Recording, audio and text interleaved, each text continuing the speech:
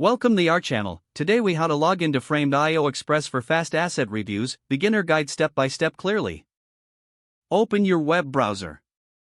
Type in the Framed.io Express URL. Press enter to visit the site. Look for the login button on the home page. Click on the login button.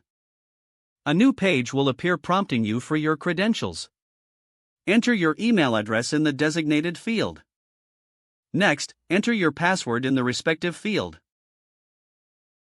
If you have forgotten your password, click on the Forgot Password link.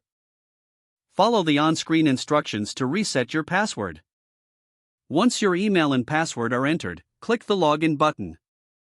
Wait a moment for the page to load. Upon successful login, you will be redirected to your dashboard.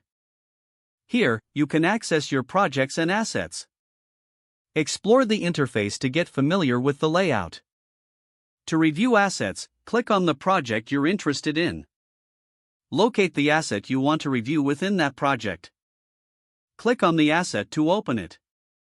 You can now view the asset details and provide feedback. Use the comments section to add your notes.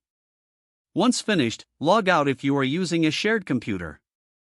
Click on your profile icon in the top right corner. Select Log Out from the drop-down menu.